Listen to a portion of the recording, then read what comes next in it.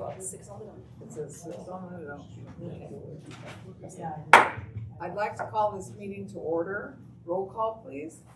Councilmember Chung, Councilmember Smith, Here. Mayor Pro Tem Power, Here. Mayor Pogensport. Here. Councilmember Chung is absent tonight. All right, well, thank you. I'd like to call past Mayor Michael Davies up to do our invocation. He's really good at this. So I volunteered him. Voluntold. That's okay. Everybody bow their heads, please. Our dear Heavenly Father, we're thankful for this day. We're thankful for our many blessings. We're thankful that we can be in the city council meeting tonight. We're thankful for our city council people, members, and their staff that work for this beautiful city. We're so very thankful for the weather we've had lately, and that continues to give us sunshine. We're so very thankful for all the many blessings that we've received, and please bless us with any blessings that we stand in need of at this time. Please continue to bless the city of Tehachapi with great people up here, and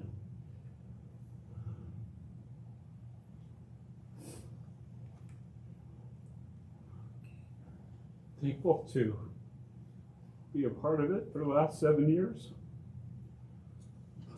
Thankful that we could all be together and be family and friends and get to know each other and really care about each other. That's what the city of Tehachapi, or everybody, does. Heavenly Father, I ask you all these blessings and any blessings that anybody needs in this meeting tonight, and I ask these things in the name of Jesus Christ. Amen. Amen. Thank you, Michael. You pulled a Pody there. Okay, we have the Pledge of Allegiance. Please stand and salute. I pledge pledge allegiance to the flag of the United States of America and to the republic for which it stands, one nation, under God, indivisible, with liberty and justice for all. Thank you. You may be seated. Community engagement reports. Keith?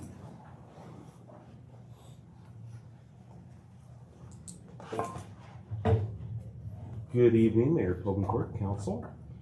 Let's see, which do we have first? Proclamation? Safely surrender. Each February for the last few years, we've been able to do this, and I'm going to ask the Mayor and Council to proclaim the month of February Safely Surrender Baby Awareness Month. And I'm going to invite Dee Zimmerman from the Family Life Pregnancy Center to join me here at the podium. Dee will be accepting this proclamation. The City of Tehachapi will proclaim February 2026 as Safely Surrendered Baby Awareness Month, established in 2001 and made permanent in law in 2006. The Safely Surrendered Baby Law provides a safe, legal, and confidential alternative to unsafe infant abandonment by allowing a parent or persons with lawful custody to surrender a newborn within 72 hours of birth with no questions asked. In Kern County, 103 infants have been safely surrendered since 2006, and newborns may be safely surrendered at any fire station, hospital emergency room, and parents who change their minds have up to 14 days to reclaim their baby, and no one who safely surrenders a child faces prosecution for abandonment. The City of Tehachapi expresses its sincere appreciation to the Safely Surrendered Baby program, led by the Department of Human Services, for their commitment to educating the public and promoting this life-saving law. And I'd like to introduce Dee Zimmerman. Yeah, this law came out in 2001, near and dear to me. I've been in the pregnancy center business for 25 years, and so I've been giving it to students and clients for 25 years. And the fact that there's a safe place to go instead of abandonment, we all are behind that 100%. And there is a bill going forth in California to extend this to 100 days instead of 14 days. So that's in the process. So we'll see what happens with that. So thank you for acknowledging it. Thank you for being a part of it, and thank you for letting the Department of Human Services promote this. We appreciate it. Thank you for that. Mayor Pogensport.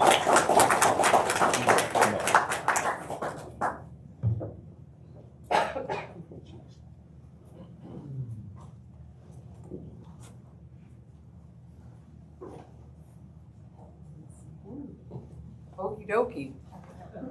I wish the crisis pregnancy center It was. is not called that. Oh, I'm sorry, what's it called? Family Life Pregnancy. Oh, I'm sorry. Well, okay. Sorry, you've been around a long time. Well, Yeah. I tell Dee this many times. I wish she was around when I first started teaching, because we had girls in distress over all this, and they really had nothing except for me and Mary Lou Smith, to kind of back us up. And I would have loved to have heard those words that came out of your mouth to those girls. Mary Lou was so good. Anyway, so we appreciate the fact that you are here, and I don't want to say Family Life Pregnancy Center. Did I get it right? Yes. Okay. The city of Tehachapi would like to make a proclamation to the Safely Surrendered Baby Awareness Month. The city of Tehachapi proclaims February 2026 as Safely Surrendered Baby Awareness Month. Established in 2001 and made permanent in law in 2006.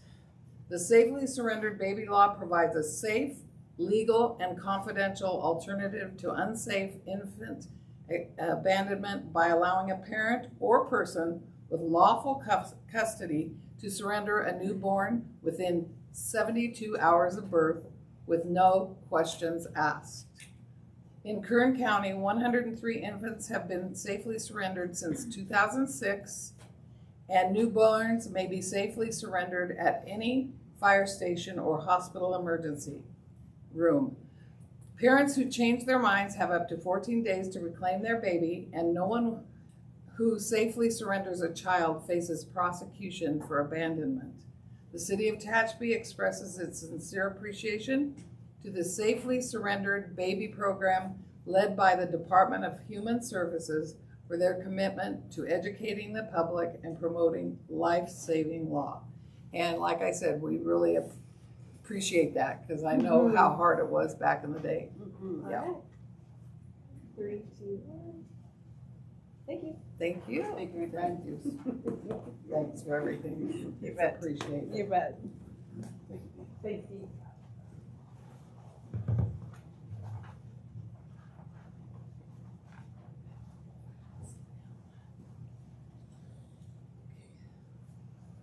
And the next, we're going to, the last meeting we had was in December, so we want to talk about the success of Hometown Christmas, and we want to acknowledge a few people tonight. Hometown Christmas and the entire Christmas season here in Tehachapi is successful based on the volunteerism of our community. Things that we do at the city just support what these volunteer groups do. So, and I know the chamber echoes this with their volunteers from the American Legion, the Tehachapi Amateur Radio Association, CERT, and others that made the Christmas season just a magical moment here in 2025. Tonight, we introduced the snow globe. That was something new, and that was something that a team of us actually went out and sought other ideas from other communities, other things that we saw, and we all unanimously came back with, if we could do this.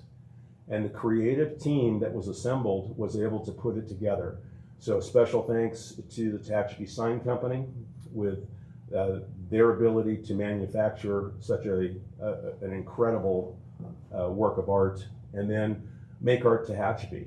And I know Mayor Pro Tem Janet Power won't say anything on behalf, but thank you for your team, because those artists volunteered their time to put that together, donated. What this could have cost a tremendous, much larger amount of money, but thanks to the volunteerism and communities coming together and the Shaw family for making a huge, generous donation, we were able to work together to benefit the community. We saw more than 500 photos got sent to me as I had requested through our social media. That represents probably about 5% of the people that went through. You think how many people they take their own photos, they don't care about sending it back to the city. But we received over 500 photos from different families, and some just had fun. They dressed up, dressed the theme, and just had a great time. So that was one of the magical moments. Obviously, the Christmas tree, the snow that was added last year to make that another special photo opportunity. The trees, our Public Works Department worked so hard putting that tree together and making sure that the snow came off at 6 o'clock each night that we said it would. The trees in Railroad Park were decorated just beautifully, and people were taking photos, not just of the snow globe and of the tree, but at the other things that were set, the different trees that were decorated. So it was just a great time to be downtown, and hopefully that created business for our downtown businesses and created foot traffic. We've got other things in the works for 2026, but we just want to look back at 2025. Sticking with thinking about Hometown Christmas the day of, oh my gosh, thousands of people came to Green Street for that event. One thing that we had talked about initially was to have kind of a Santa's village, if you will. And so that had been in the talks of figuring out how to do it. And I approached Love Tehachapi this year with that concept, and they took it and ran with it. And they created the Little Elves Market, where children could go in and shop for free to buy gifts for mom, dad, grandma, grandpa, nana, papa, siblings, free of charge. And they were walked around with a little elf, and more than 650 gift bags were distributed that day. And it was just an incredible act of giving, and thanks to Love Tehachapi, they made that happen. So I want to acknowledge them, but not only Love Tehachapi, but for the second year, we've had a Grinch attend Hometown. And this year, the Grinch absolutely said, yes, I'm in to do it again. But the Grinch sought a little bit of help. And I think we've got video. Do we? We don't have the video? Jessica didn't load it? Okay. Sorry. That's okay. All right. Well, just know there's a video. Okay. That shows the time-lapse work of a makeup artist that takes one of our Tehachapi residents and transforms them into the Grinch. We posted it on our social media. But special thanks to Steph Saladino and David Flowers. So if I could get Love Tehachapi, David and Steph to come forward, we'd like to acknowledge them for their hard work to make this such a magical Christmas event here in the city of Tehachapi.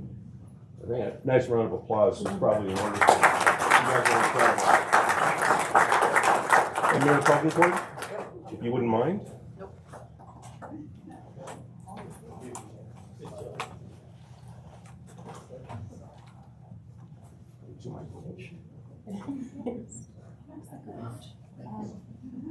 It's awesome.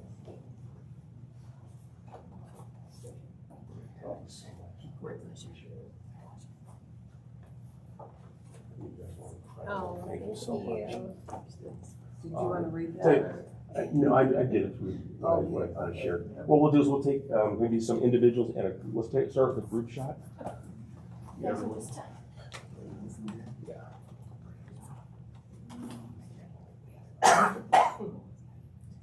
Three, two, one.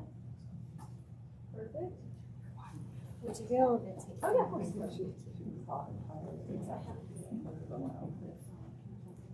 2, 1. It's perfect. All right, so we'll start with you. You do individual. We'll get individual shots from there real quick. 3, 2, 1. Perfect.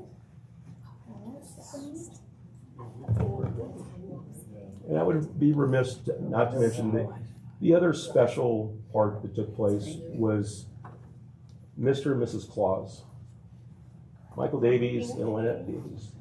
Just what you guys did each year dressing up as Mr. and Mrs. Claus is just made it much more magical. So thank you for what you guys have done for our past Christmases. 3,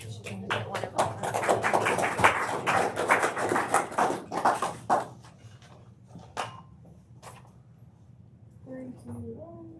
Perfect. Okay, yeah, thank you. Oh, you got it? Oh, perfect. All right, so we're able to find the video. So we'll show this video. So this is our Grinch being transformed by Stephanie, just through some time lapse. There should be a So check out this, how David started out that day.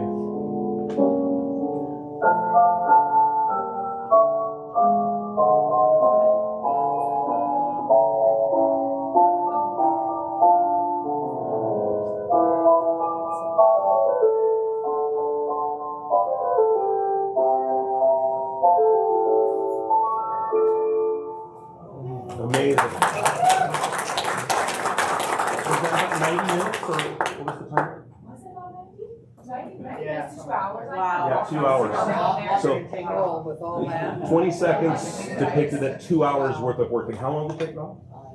30 minutes probably. It felt longer than putting it on. Yeah. But as David can tell you, the year before, he gutted it out wearing a mask that I had, just a cheap Amazon mask. And this allowed you, the ability to breathe, and talk, and interact with the kids. And the expressions that we saw from the kids was just unbelievable. But that doesn't happen if Stephanie doesn't step up the way you did. So thank you very much. Great job. Oh, the family of Grinches? Yeah, he got a picture with the whole family. They were dressed as the Grinch. Oh, love that. Yeah, it was awesome. So they were happy. Special thanks to, and that's just a fraction of the volunteers that went in to make it such a magical time. So we just want to acknowledge them. And then, so before I step away, I want to introduce you to Nick Tanaka. Nick is the newest member of my team, Community Engagement Specialist. All right. So Nick will be bringing his magic. He worked with Bailey and Rachel, so my team is back up to full speed. And just thank you very much. Great job. Thank you. Thank you. Very good. Just to back up a little bit, I still have contact with our first baby. So, Oh, wow. yeah. What? We're friends and very special. Okay. Consent agenda. All items listed with an asterisk are considered to be routine and non-controversial by city staff. Consent items will be considered first and may be approved by one motion if no member of the council or audience wishes to comment or ask questions.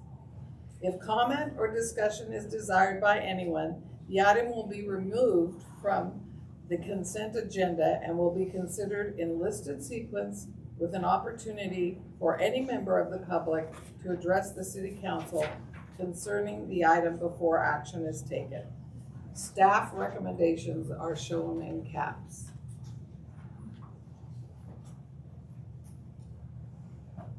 Do I have any? Pardon? Would the public like anything removed? Council? No? Motion to approve as presented. Second. Smith, Yes. Howard, Yes. and Hodencourt. Yes. So 3-0 vote to approve the consent agenda.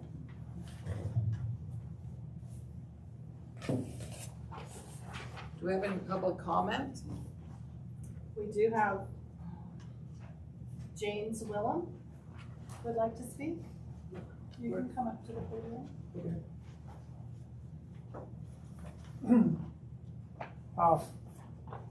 I'm James Wilhelm. I live on 19748 Highline Road, which is just west of Tucker. And this is, I guess it's an old issue. Has the city issued any contracts for the roundabout project?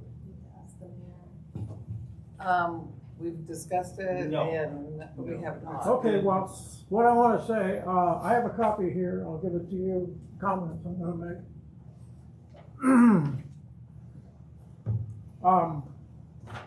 I'm surprised the city is going through with the construction of a roundabout at the intersection of Highline Road and Tucker. I believe a better and much less costly solution is available for the so-called problem, which is perceived to be delays. First, the cost. A roundabout will require the acquisition of property from, I have 4 landowners. I understand it's only 3 landowners. Requires the movement of a fire hydrant and the movement of very high electric power poles, probably the most costly item in the project. What I propose is a so-called smart signal. Since Highline is the busiest road, it could be given priority, that is a green light, most of the time. When a vehicle on Tucker arrives, the signal will be changed after a short wait and adequate time for a yellow light on Highline. This is what I mean by a smart signal. We have several signals like this in the city, with Valley Boulevard and Curry as an example. A reduced speed limit on Highline could help perhaps a quarter of a mile out. I have lived on Highline a third of a mile west of the intersection for 22 years. The worst problem now is failure to stop for the current stop signs. Traffic enforcement is needed, and I understand that the CHP has jurisdiction for that intersection. That's all. Thank you. Greg, do you want to comment on that? Thank you. Okay, Thank you. all righty. Okay, thank you, Mr. Woodhelm, I appreciate that. City clerk's report? No. Nope, not yet. Oh, I'm sorry. Do you More have any public other comment. Michael things? Oh, do we have, I'm sorry, Michael. Let's make sure we have our 3 o'clock. Timer on this one. Start that 3-minute clock. Yeah, certainly. Here we We've go. all voted for that. This is real difficult for me. This wasn't in our plan. We went to Kingman and visited some family, took my father there, and just fell in love with the community and had an opportunity to look around and be able to see part of the country we've never seen. It actually snowed on us there because everybody's going, "You're going to the desert." And I said, "Well, it snowed on us 3 weeks ago."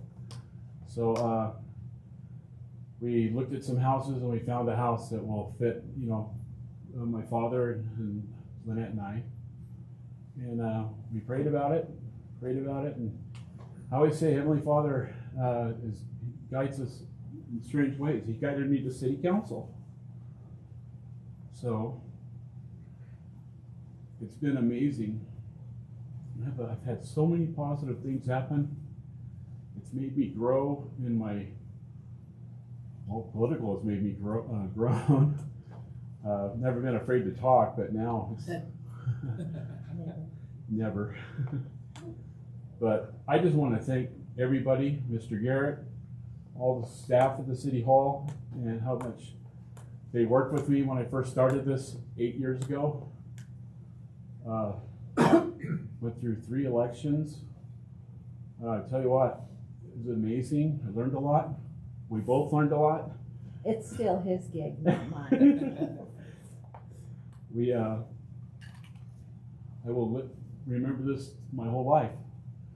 I always said, I came up to Tehachapi for her back in '80, and we're gonna miss it, but I think we felt inspired to do this. It's this time.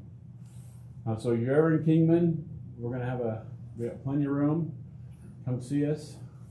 There's an In-N-Out 8 miles away. So. I'll be there. There you go. But Greg, thank you for everything that you've helped me with to learn all the legal and stuff. Phil, for all your expertise working on the different boards, Kerncog and Hoagie. You and I, we've talked a lot when I was the mayor. She was my mayor pro tem, and we talked a lot about stuff. And Jeanette, thank you so much for everything that you do. The Christmas was amazing. Lynette and I will come back for Christmas if you guys will have us. So we are we're leaving in the morning. So this is how close. Yeah. Not for good. Not for good. But we sold our house. My dad sold his house 3 days on the market, and ours was on the market 3 weeks. So so we keep praying about it, and Heavenly Father keeps saying, this is what I want you to do. And I want you to do it now. So I want to thank the community for supporting me and supporting Lynette and I and my family. I'm still going to have 2 girls here, so will everybody keep an eye on my girls, Chief? I could ramble on. I think my 3-minute time's probably up, but again, I want to thank each one of you. I'm thankful for the opportunity to serve. I'm thankful to have this opportunity to grow this is her hometown, but now it's my hometown. That's right. I moved here when I was 18, so, but thank you, everybody. I'll be keeping an eye on you. I got Facebook, and so. We're gonna get a subscription to the Tehachapi News. But again, thank you. You want to say anything? Okay. I love all of you guys. I'm very emotional because I had to resign from the air pollution. I tried. I retired. I resigned from the Kern County Sheriff's Department. 32 years. That was tough. And when you start looking, I didn't think I did that much, but all the comments I'm getting. So, but thank you, everybody, the staff, everybody's always been so welcome. I appreciate you guys. I love all you guys. We'll be back, and I'm not going to stick around if it's okay with you guys. But thank you again for everything. All right, thank you guys. Michael.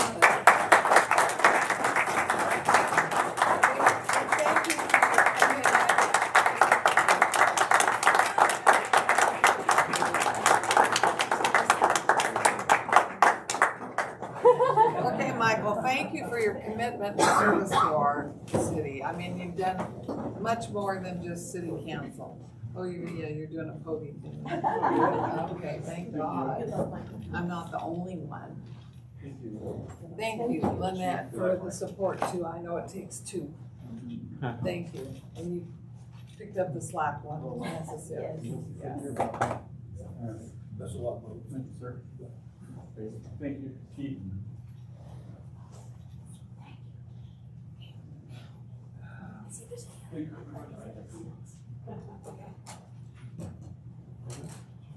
Okay, do I have any other comments from none? Okay, city clerk reports, please. All right, thank you, Honorable Mayor and council members. So following that, on January 20th, 2026, Councilmember Michael Davies resigned, creating a vacancy in the District 3 City Council seat. Councilmember Davies' term was scheduled to expire in November of 2028. Pursuant to Government Code Section 36512, the City Council has 60 days from the date of the vacancy to either appoint a qualified individual or to fill the position or to call for a special election. If the council elects to fill the vacancy by appointment, because the vacancy occurred during the first half of Councilmember Davies' term and more than 130 days prior to the next general municipal election, the appointed individual would only serve until the results of the next general municipal election. The unexpired portion of the term would be placed on the November ballot, and the candidate elected at the election would serve for the remaining 2 years.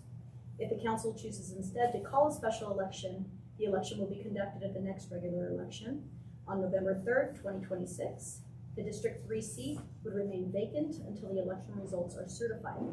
So essentially what you're considering here is whether to fill the seat until the next general election or leave the seat vacant. Either way, the District 3 seat will be on the ballot for the remaining 2 years of the term.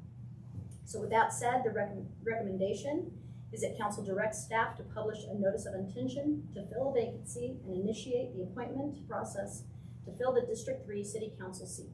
If you have any questions, I'm happy to answer. Thank you, Ashley. Any questions from the public? Council? No, I think it's a great idea to appoint someone. I don't want to wait until November to get someone in a position. Plus it's cost effective. Well, I think Michael, that's how Michael started in as well, by filling in a position. I believe that's how, yeah. So it's worthwhile. I'll second. Smith?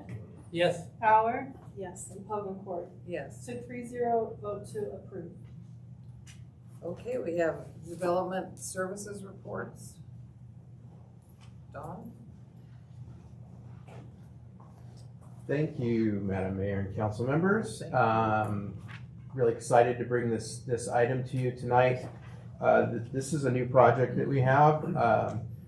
It involves beautification and safety improvements to the entrance to the city on Tucker Road. So this project will include a new 3-rail fence on both sides of Tucker Road between the Highway 58 on and off ramps and the bridge overpass. It will help not only beautify the area, but it'll help also keep people on the road and from pulling off to the side of the road in those areas. We've had numerous people camping out on the sides of the road there, pulling over and dumping trash, all kinds of things in that area. But more importantly, just keeping that area looking beautiful right to the entrance to the city, and just making it look better in general. So we do plan on adding some decorative artwork in that area as well. We don't have that nailed down exactly yet what we plan on doing there, but we plan on installing some sort of artwork there as you get off the freeway and head down Tucker. So the project includes the installation of 3,000 feet of 3-rail fence along the east and the west sides, just to be clear, it's both sides of the road there. The main purpose for this staff report is to adopt a CEQA determination for the project. City staff has reviewed the project site and determined it is consistent with the applicable provisions within CEQA and state guidelines for categorical exemption under CEQA section 15303E. So staff's recommendation is we adopt the CEQA categorical exemption for direct staff to file the notice of exemption for the Tucker Road fencing project. I will be happy to answer any questions if you have any. Do we have any from the public, council? This will look reminiscent of the fencing that's currently on Tehachapi Boulevard, is that correct? That's correct. It'll be basically exactly the same fencing. It'll really tie in well to the eastern entrance to the city and make it kind of a common theme or look. Consistent. It looks like Jeanette's gonna be busy with her artwork. We'll keep her busy. Can't rest. Oh, never knew what rest was. Any other questions? What was the funding on this? This will be coming out of the general fund. Okay. Yeah. I didn't forget anything from the state or anything like that. No. So, okay. And I can't remember, the fencing, did Public Works put the fencing in, or was that a contractor who put the fencing in? It's contractor, yeah. So we've been working with Caltrans on permitting and things because this is a Caltrans right of way that we're installing the fence in. Okay. And we're close to getting their permit from them for that. So we'll be going out to bid within the next week for that work, and we'll bring that to you when we get the bid results back. Perfect, thank you. But this is just for the CEQA exemption. Sure. Do I need a Motion? I'll second. Smith, Yes. Howard, Yes. and Public Court. Yes. It's a 3-0 vote to approve. Thank you. Okay, planning department reports. Mr. Costello. All right, we'll start. This is technically a public hearing item, so if we can open the public hearing, be Okay. fantastic. Do I- Go ahead. Perfect. Okay, this is open. All right. So what I have for you tonight is the introduction of an ordinance of the City Council amending the city's official regulating plan regarding assessors parcel numbers 415130-42 and 415130-43 of the Tehachapi zoning code. So back on January 12th, the Planning Commission approved architecture and design site plan review number 2024-04 from the applicant, the Kern Community College District, to construct a community college campus at 737 West Tehachapi Boulevard on 6.8 acres of land currently zoned M1. So our code allows for the applicants to simultaneously apply for zoning amendments, and they did that with these parcels. And it's currently, as I said, mentioned, it's zoned M1, and the wish on the application is to rezone that to C3, which is general commercial. So just a little background, the Saracoso Tehachapi campus, it totals 19,320 square feet of instructional space, a 4,000 square foot maintenance and operations building, along with associated parking facilities, landscaping, screening, and infrastructure. The design of the student-centric facilities are under the authority of the California Division of State Architecture. Construction of all public improvements as well as infrastructure and utilities are the authority of the city of Tehachapi. So the applicant successfully completed actually the parcel merger. So we have 2 APNs listed tonight because we've yet to get a new parcel number from the county of Kern, but they did successfully merge those 2 parcels. So just since we don't have an APN yet, they actually put up 2 signs on both separate parcels. Even though they are one, we just need a new number from the county. So our zoning code basically defines the process of applying for a zoning map amendment, as well as the required findings and decision authority. So the applicant has completed the application and required environmental studies associated. The Planning Commission had their required and properly noticed public hearing on this matter on January 12th, and they passed Resolution 2026-01, which in part made a recommendation to the City Council to approve this zoning modification, finding it consistent with the Tehachapi General Plan, and the City Council will act based on the Commission's recommendation and hold tonight's public hearing on the matter prior to adopting an ordinance. We did look at this, so this project aligns with the general plan's expectation of what we call Downtown West 1A, specifically on this western edge. Very small suburban character of Tucker Road, commercial developments along Tehachapi Boulevard, buffer the housing from the area along the corridor. The businesses here really do serve the region, as well as some local or some state and national tourism. So specifically when it comes to this area, this general plan portion, the nearby C3 zone parcels, they really are, in our general plan, it talks about these being entitled community goals. And so it lists Tehachapi in this specific portion as providing the post-secondary educational opportunities, enriching the town and region. So that was adopted in 2012 with the general plan. So thinking maybe one day this would happen, and sure enough, here it is.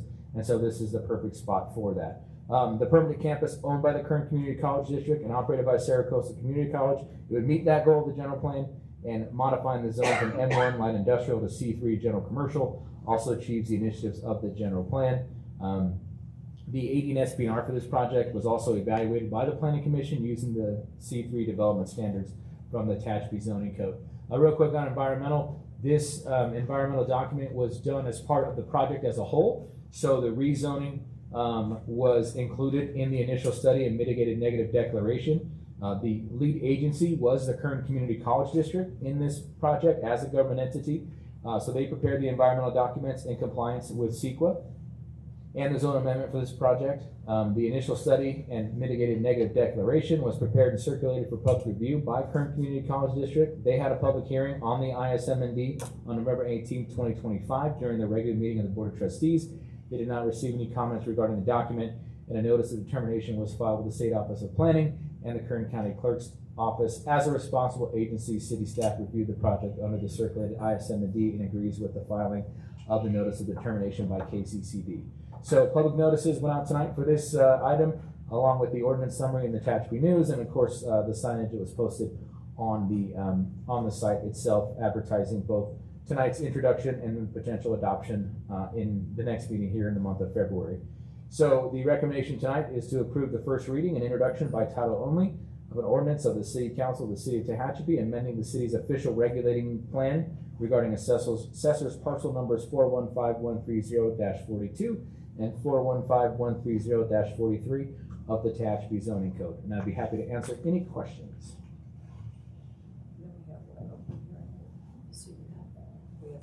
Notice of public Yeah. hearing. Oh, we're already done with number 3. Okay. Alrighty, notice of public hearing. So it was, there was a public hearing notice in the Tehachapi News on January 14th, and we have not received any correspondence. I have a question. Since that Barry, area, come to the podium. Yeah. okay. Thank you. Since that area along Tehachapi Boulevard is going to be a lot busier, is there a plan in the plan to maybe put a signal there to regulate traffic? Because right now there's just a stop sign for the street going over the college.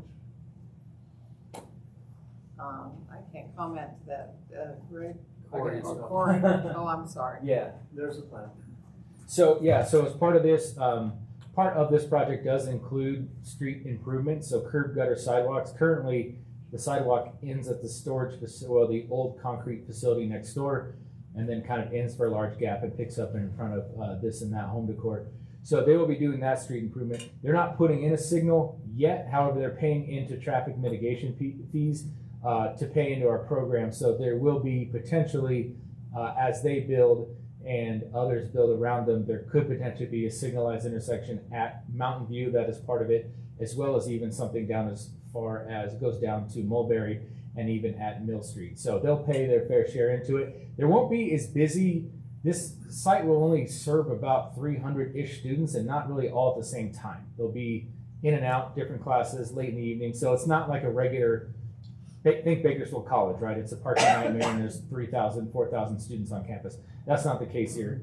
A couple hundred students at a time at best, in and out different times, mostly evening classes. So it will not be a big kind of school campus situation we have with like a high school, but they are paying into traffic fees for future improvements into signals and whatnot. As any developer. I don't want anyone to go away thinking there's going to be a signal there anytime soon. Right? We have Dawn's leadership, Corey's input, Chief's input. We're always looking at the streets, roads, highways, byways, signals, stop signs, so on and so forth. So nothing is planned at this point. It's not even on the list, quite frankly. So it could reach that level at some point in the future, but it's all going to depend on traffic. Yeah, it was all included in the traffic study for this project, talked about their impact, and it didn't warrant doing anything right now, but they will certainly pay into the future use as other things develop in the area. They give you any kind of idea what the population of the campus might be 5 years, 10 years out, or what they're hoping for? Or is it Chad? He said he wasn't going to speak to it, but guess what? Chad Hawk, I'm the Vice President of Finance and Admin Services at Saracosa Community College, and kind of the project runner. I've been working with Corey on this for, it feels like years now. We know that the population of Tehachapi in the surrounding area is similar to what we have in Ridgecrest. So we could foresee potentially being that same size at some point in time. Right now, we have maybe a 1,000 unique students that are enrolled at the Ridgecrest campus. But as Corey was saying, they're never all there at one time. The nature of college classes, you'll come 2 days a week. So while we could see it getting that big, and it definitely warrants this being a 1-phase, 2-phase project, and the second phase being something larger to be able to facilitate that growth. Already in our current lease space, we've found we've outgrown it. And that's a lot of what was driving this when we started trying to find a place to do it 3 years ago. Does that answer your question? Yes. How many acres do you have at the Ridgecrest campus? Oh, goodness. And I'm going to turn to my facilities guy back here. So it's over 100 acres that we have there, but we also have full athletic facilities. So and that was based on 2 patents that were granted by the federal government from BLM 50 years ago. So we've got way more land than we use in Ridgecrest right now. Okay. That is, frankly, one of the things that we're really excited about this project is we are actually in the middle of town. In Ridgecrest, we are truly up on a hill, 3 miles away. It's a barrier for students, for food, transportation, everything. We did the same thing in Bishop. This is going to be one of our best campuses in terms of being able to meet the community's needs and the students' needs with where it's located. And that acreage right now should be just perfect for what we're trying to build out. Thank you very much. Thank you for asking. Will there be any athletics associated with the college at all? That's a wonderful question. That is not something that we've talked about at this point in time. When we install the signal. Yeah, you're talking to a 40-year PE teacher here. That's why I was.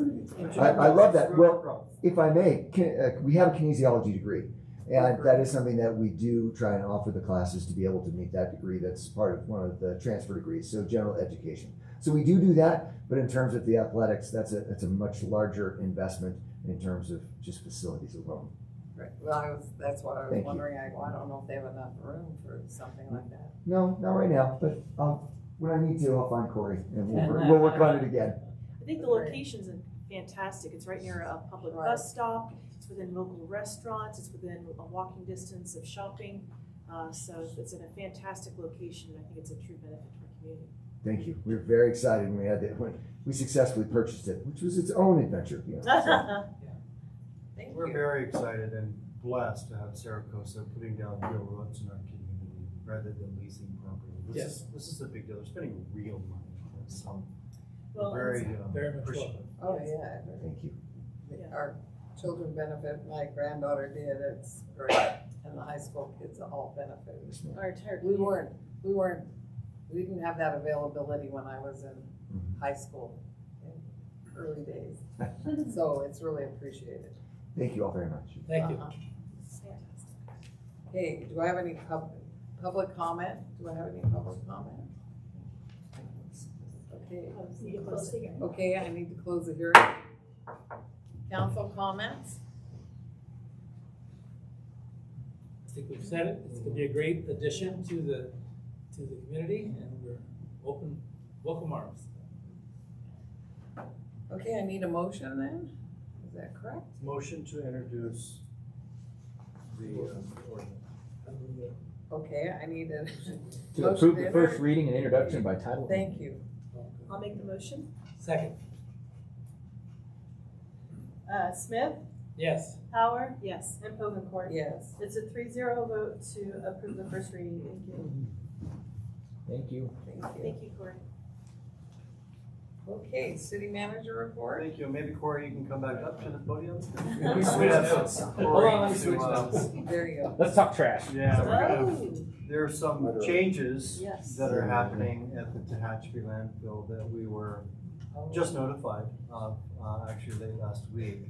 So like Corey, he's been managing waste management and our recycling with the state of California and so on and so forth, nearly a full-time job, quite frankly. So I'd like Corey to update the council and the public on what we know about the changes at the Tehachapi landfill and how it may affect what we're doing as a community.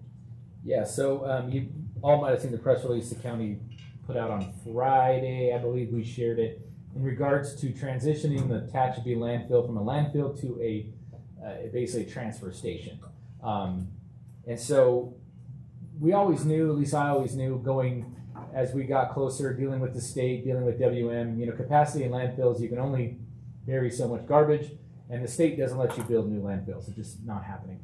So we knew at some point there would be a cap to the Tehachapi landfill, and it would become a transfer station. Based on most of the reports I had been seeing, and even WM had been seeing, we had a couple years, and then we were told a few days ago we had a couple weeks. And so they're really, unfortunately, we've met with the county about this. They did admit they just kind of dropped the ball in working with us. We should have probably been working on this issue for a couple years ago, not just with a few weeks to go. There always has been a plan, as the landfill was capped out, to make it a permanent transfer station. And what that means, there's really not a lot of big change to people going to the landfill. You just, instead of them burying it, they're going to put it on some concrete pads, throw it in some roll-offs, and they're going to take it down to Bina, most likely to be built, because that has thousands of years of capacity. It's a gigantic landfill. So we kind of knew the capacity was limited, and they knew they were working on the transfer station project. However, unbeknownst to ourselves or WM, they fired that contractor, and they're 2 years behind making it a permanent transfer station. So here we are 2 weeks away from it coming to capacity, and so now we're in this issue. So what the county is proposing is they're going to be turning it into a temporary transfer station. They provided several concrete drop-off areas for residents who are still utilizing the landfill, aside from their curbside service, to dump their items. Now there is going to be some changes. Not a lot of changes for the public, I would say. The site remains open, so the landfill is not closing. It's just not going to be burying your stuff anymore.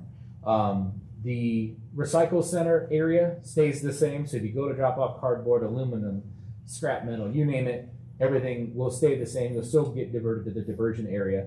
Nothing will change there, because that effectively is a transfer station as it is. So what's going to happen, though, is you're going to just dump it on a pad, and it's going to get transferred to a spot in Bina. However, some things will be turned away. This was pointed out in the county's press release. So they won't be accepting dead animals, inert materials like concrete and dirt, flooring materials because of their weight. They're also not going to be taking trailers over 12 feet, since they will have some capacity limitations. WM drops about 130 tons a day between city clients, transfer stations in Bear Valley Springs, Stallion Springs, and so they take up quite a bit of that capacity. So they are trying to minimize some of the stuff coming in from the public on large trailers and that sort of thing. So those will be rerouted to Bina or Mojave. So just wanted to reiterate, we were given probably just a day more notice than the public was about this. Same with WM, which was shocking there. Like they're the world's largest trash and recycling hauler. I think they would have got a heads up, but not necessarily. And it really is not much different. Remember years ago when Ben's had the MRF, that was effectively the landfill. You dropped your stuff there, they sorted through it, and then they took it out to the landfill and buried it. Same concept really here. You'll take it there. It'll then get sent to BINA, so not a huge change. The county does say at this point there is not going to be any changes to property taxes and fee, but stay tuned with that because they did say normally they charge more for a transfer station because of the cost of moving stuff around. So we'll see if that becomes an issue in the future with the county of Kern when it comes to either the land use fee or landfill fees that we all pay either on property taxes or on our trash bills. So that's where it stands. It's not closing, just how they accept materials is changing slightly than what you're normally used to. So in the capacity right now, they're about 98%. They're at what they call sliver capacity now. So if you've been lately, there's usually like one little area and there's like 2 cars at a time because they're just filling in a few gaps they still have as far as what they can bury. But after that, they'll be completely a transfer station. And then in a couple of years, there'll be a permanent transfer station covered, that sort of thing as well. But for now, it's going to be just using those foundations effectively. So any questions on that? Are we worried about people dumping along the road? Because I'd be concerned of folks that are getting turned away that weren't aware. Say they had a 15-foot trailer that's loaded, and it could always be at the discretion of the gate attendant to let them still dump as long as they have capacity that day. That's my biggest concern is someone who's or has a load of concrete and dirt. They just chiseled out a foundation or something, and then they end up just dumping it somewhere else because they don't want to drive to Mojave or BINA.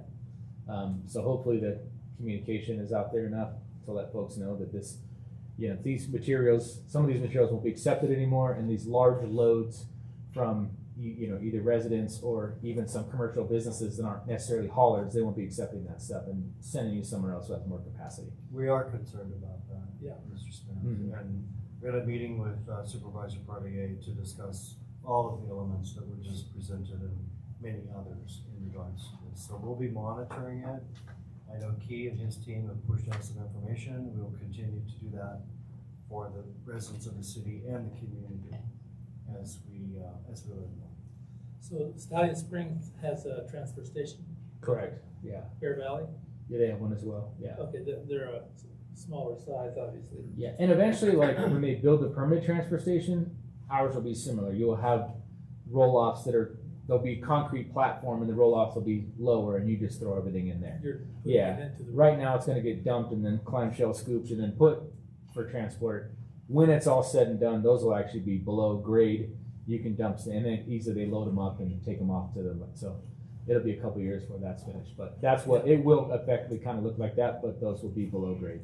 Do they plan on keeping the same site location to the east of town? Yeah, so they're building currently. If you go on the left-hand side, they've been doing some grading and that sort of thing. That is where the permanent transfer station will remain. So they're building that. It's been paused, but that's the area they'll utilize for the temporary transfer station, and eventually that will be the transfer station. So, like I said, we thought this was like 2 years out. It's 2 weeks out, so yes, it's a bit of an adjustment. But the really big thing on our end was to make sure that WM was taken care of. They were a party to our meetings. Obviously, they're a franchise hauler. They handle a lot of contracts in the county as well, and they're dropping 130 tons a day. So they're the biggest user. So we were just making sure there's capacity for them, and the county claims there will be because we did not want. Part of our discussion with the supervisor and the county was it's not as simple as just telling WM you have to go to Mojave or you have to go to BINA. That means it's all going to cost us more in our rates because they have to factor in that transportation cost. So they're basically being told that they'll be taken care of. So that was our biggest concern was the cost for WM, which turns around the cost of the residents. Thank you, Paul. All right, thank you. The second thing I'd like is for Key, Budge, and Chief Sandridge to talk about our walking groups. Every Wednesday, starting here at the police department, a gathering of 10, 20, 30 people. And there's a route that's put together by Bailey, I believe, and there's discussions about all things city and beyond with the residents that show up. Everyone's invited, so it's a great opportunity to engage. Come have coffee with the mayor, but I'd like us to kind of expand on the success of that You project. covered it pretty good. But, it was something that we started a couple of years ago, and we started at Centennial Plaza, and it was great. The community came out, and we took a tour around Tehachapi. It was kind of also to let people window shop our downtown businesses, if you will, during the walk. And then it was time so you could go maybe grab a bite at one of the eateries. And then as the weather warmed up, the attendance dropped, and we just put it to rest. And then just a few weeks ago, the PD reached out and said, hey, what would it take to get it started again? I go, you just did. So here we go. But let's start at the PD. I thought it would be a good idea to start it here. We've got a parking lot. It just says safe. And then I'll let Rich expand upon that, but we start and end right here. So it's turned out a lot better than we anticipated. We're getting great conversation with people, asking about crime statistics, what's going on in the community, complaints that the route's not long enough. So I think we're going to extend the route this coming week, because we start getting into conversations about the time the route is getting ready to end. So they've asked for us to extend it about another half mile, I think. Yeah. So we're going to do a full 2 mile loop, which gives us more time to talk to people. Dogs are coming out. Since I brought my dog out the first day, now people are bringing dogs. And I thought you meant they joined it along the way. They would just come out. well, and they did until animal control drove by, and then you. But no, it's been really good, because we're getting a group of folks not only from the community of Tehachapi, but we're getting some Golden Hills, a little bit of Bear Valley, and the questions are really centered on what's going on here: traffic safety, safety at our shopping centers. What are the problems we're facing, talking about how we spend Measure S money. So it's been great.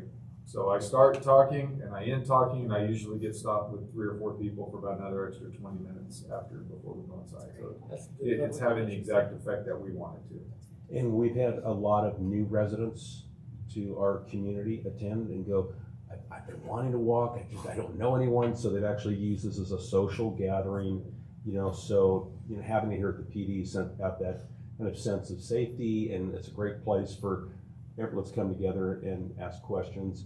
We've even had some of those new folks that didn't mention, I didn't know you had a park like that, because Bailey's path takes you right through Central Park. So, I mean, that kind of commentary of exposing people to new things has just been very positive. And as Nick and Bailey post photos and the videos, the commentary in the community is like, I had no idea, I'm in. So we see it grow, see new faces each time. So it's been very positive. And we do it every single week. So 1 o'clock on Wednesdays. One of the big takeaways that I really appreciated from a couple of citizens is they were happy that they're getting the facts from me and not from social media. And I gave them the statistics to back up what I was talking about. And so that shut down a lot of rumor and innuendo, which in turn, they were going to tell people who will tell people. And like I told them, if you want to know, just ask. I'll tell you whatever you want to know. So it's been really cool. That's very positive, Yeah, so we've had members from other departments, not just police department, but my department, the administration department, finance has joined us in the past. So it's kind of a good mix of city staff giving an opportunity to answer all kinds of questions. So it's been very positive. Yeah. So love to invite you guys to come out. If you got free time on a Wednesday at 1, the weather's been beautiful. That's good for you. So we need to bring our walking shoe. Yes. Okay. Please join us. That's all I have for this evening. Thank you. Okay. Council member reports. Jeanette? I don't have anything to report. Bill? Not at this time. We may be getting an update from KernCog or from Caltrans District 9. I don't have their website, but if you're interested in projects in District 9, which is out of Bishop, we're at the lower end of District 9, District 6 from Fresno. They meet around Caliente. So if you're interested in projects that are in the making or out on the horizon, go to the District 9 website, and they've got a lot of interactive information there. It's good. I did have a meeting with Jay Schlosser, KernCog director, this morning. No information necessarily, other than KernCog is working hard to keep all of our projects on schedule and on budget, and State Senator Burrow is also engaged too. So we're still all on the same page, moving forward for product delivery. Good. Because I ask them every meeting. Okay, thank you. We also had our ribbon cutting this week for the Goodwill Industry Store. You should go in and take a peek. They've got lots of goodies, and if you go one week and go back the next week to go get it, it probably won't be there. Like I said, it's very well organized, clean. It's inviting in more ways than one. So it was a very successful event. It was nice. Lots of people. That's the most I've seen at one ribbon cutting in the whole time I've been here. So yeah. Do they take donations on site? Or how does I that believe work? so. Yes. Not yet. Not Is yet. that right? Not yet, but they plan on it at some You point. can take donations in, they'll take them through the front, so Oh, they don't have yeah, a that's donation fine. area, it's all through the front door, so yeah, you can, they're accepting it. Okay. Oh, good. They have a lot of stock in Bakersfield that they're trying to Yeah. disperse out. So take them in, but no drop off on the outside. Well, if you take a minute, you might find something inviting and good. So, just take a peek and walk through. I think it would be benefit. Okay, anything else? All right, we'll adjourn to closed session. And we have nothing else. I don't really hit it, do I? I thought we could come back out after.